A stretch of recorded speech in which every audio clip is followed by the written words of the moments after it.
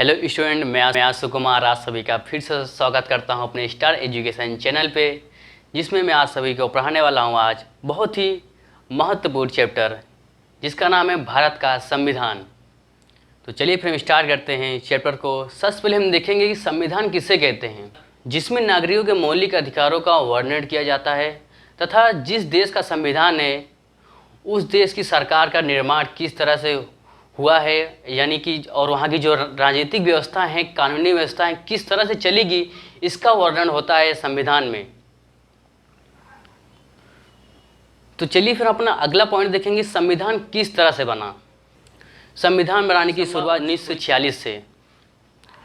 इस संविधान को बनाने के लिए एक सभा बनाई गई थी। उस सभा में बड़े बड़े लोग भारत के अलग अलग राज्य से बुलाए गए थे ताकि सब लोग साथ में मिल के सोच समझ के संविधान को बनाया जाए। उनके विचार को समझा गया।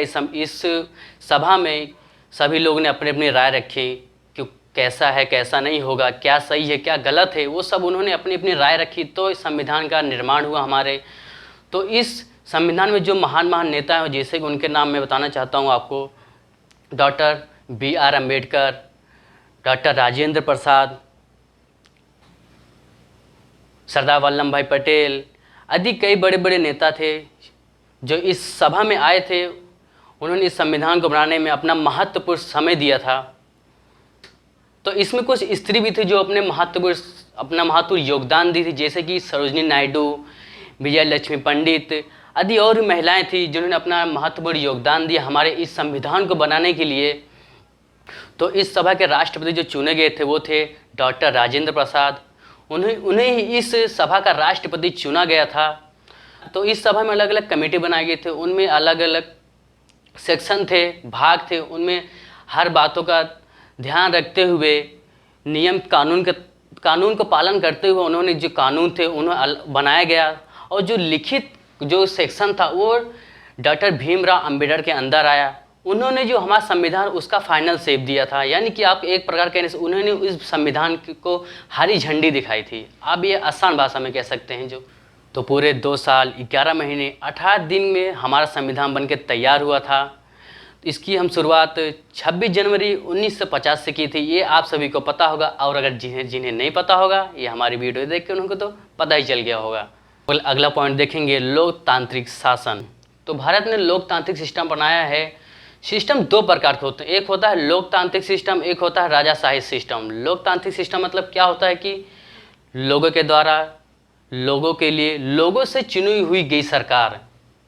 जैसे कि आप समझ सकते हैं कि अगर हमारा देश में जो लोकतांत्रिक शासन, अगर यहाँ पे कोई चुनाव होता है तो लोगों के द्वारा चुनी गई सरकार बनती है। जैसे कि अगर चुनाव होता है कि यहाँ इस देश का PM कौन बनेगा, तो वो जनता से डिसाइड करती है, चुनाव होता है इसके लिए। तो इसी को बोलते हैं लोकतांत्रिक शासन। और राजाशाही शासन में क्या होता है कि इसमें जो होता है एक ही जो राजा होते हैं उनके वंश से ही जो राजा बनते हैं, उनके वंश से ही बनते हैं। जैसे कि अगर वो राजा है तो अगला जो राजा बनेगा उनके फैमिली से उनका बेटा है तो वही बनेगा, अदर कोई नहीं बन सकता है। ये होता है राजाशाही में।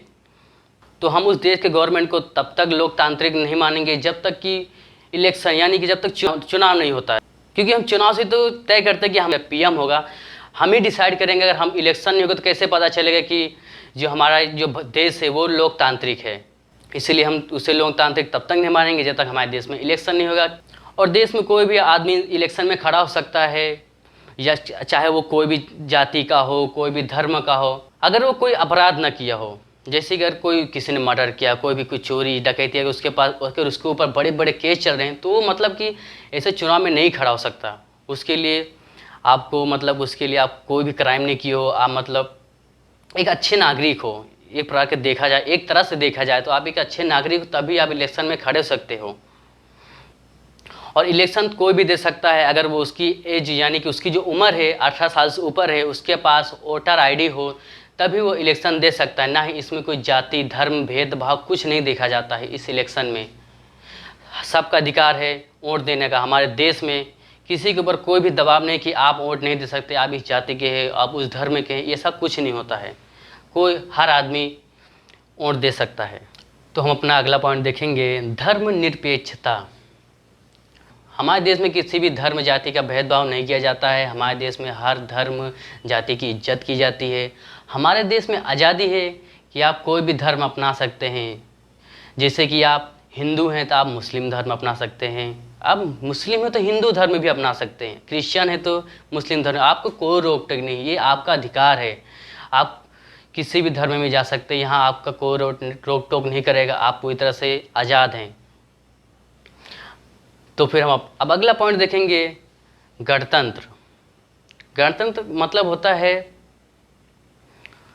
जो सरकार आपसे पावर ली है डायरेक्ट और इनडायरेक्टली।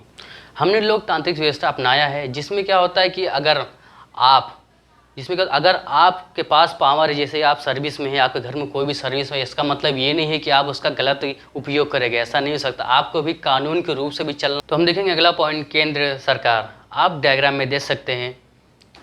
पहला आते हैं सांसद। सांसद क्या करते हैं? सांसद जो होते हैं वो कानून बनाते हैं कि कानून कैसा होगा, किस नियम से होगा, किसके लिए होगा।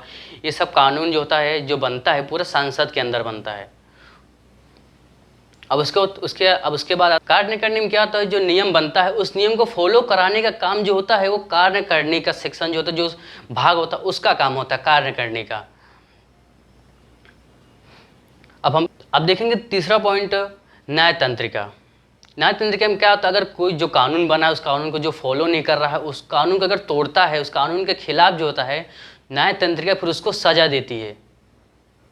अब इसके नीचे आप देख सकते हैं लोकसभा, राज्यसभा। इसके दूसरे पार्ट में आप देख सकते हैं कार्यकारिणी, नीचे है प्रधानमंत्री, मंत्रिमंडल।